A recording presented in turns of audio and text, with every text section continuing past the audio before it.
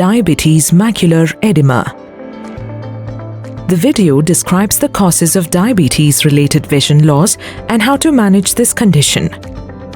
The eyeball consists of three main components. 1. The tunics, which are three layers that make up the wall of the eyeball. 2.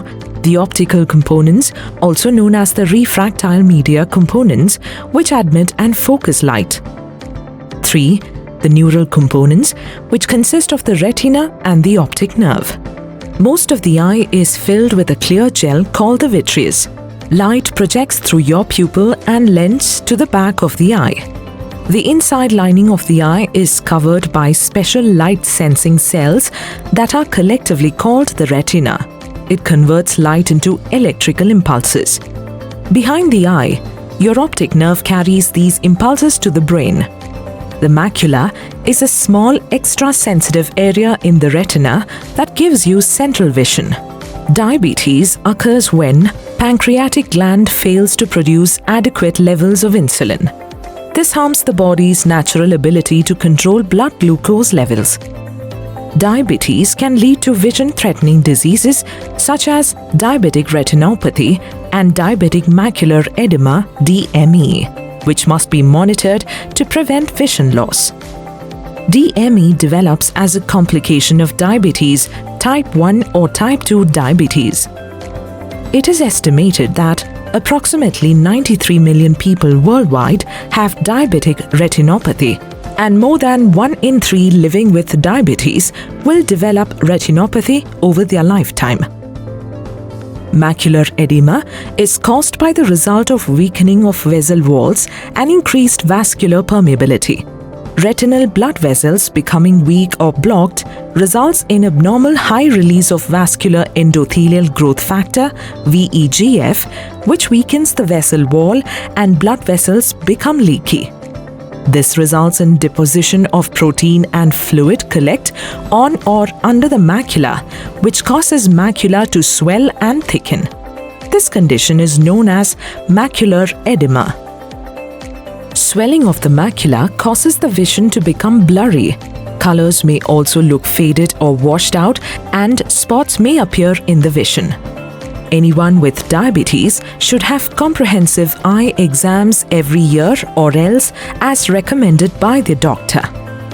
Many diabetes patients do not get their eye examined or diagnosed. If timely treatment is not obtained, then DME can lead to severe and even permanent vision loss.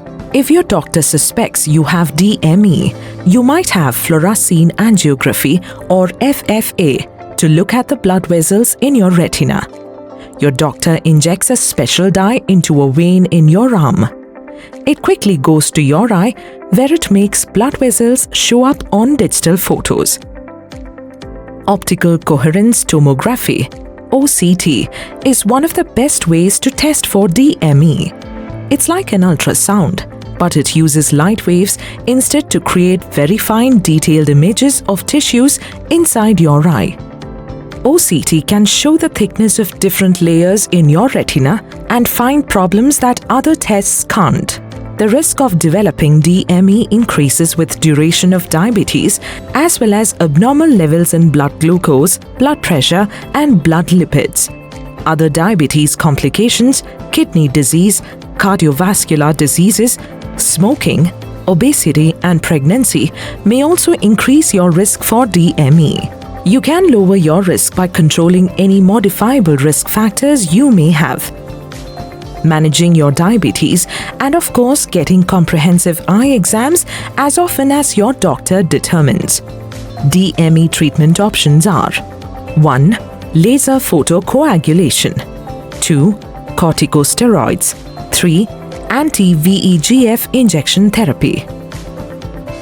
Laser photocoagulation, which exposes the eye to small laser burns in order to decrease and slow down leakage of fluid, stabilizing vision and potentially preventing further vision loss. However, this treatment comes with the risk of scarring the retina and unlikely to improve vision.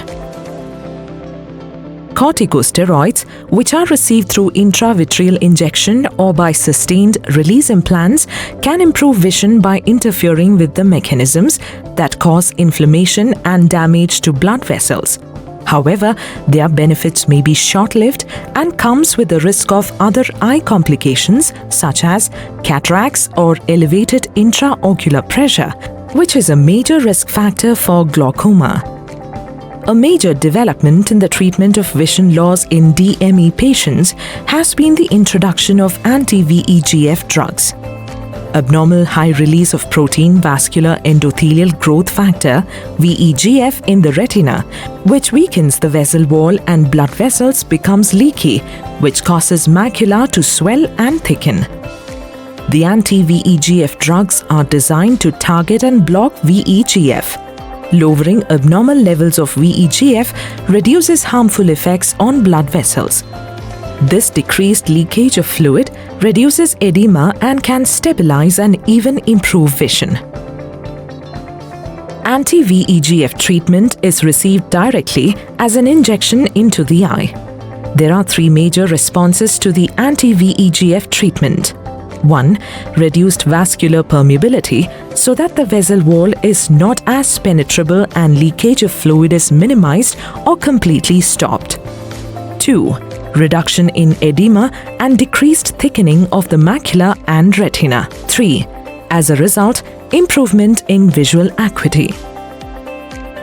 Because of its positive results for DME patients and lower risk for other eye complications, anti-VEGF therapy has become the preferred treatment for DME. After the treatment with anti-VEGF injection therapy, doctor will monitor your eye from time to time, that is, weekly or monthly, and depending upon your eye condition and vision improvement, your doctor will suggest you for how long treatment is needed. It has been seen that treatment with anti-VEGF injection therapy significantly improves visual qualities such as color, brightness and sharpness, and several day-to-day activities like reading, watching TV and driving, which ultimately influences quality of life. Healthy lifestyle and dietary changes to prevent diabetic macular edema include controlling your blood sugar, performing regular exercise and maintaining healthy weight, quitting smoking if you smoke, controlling your blood pressure and cholesterol level.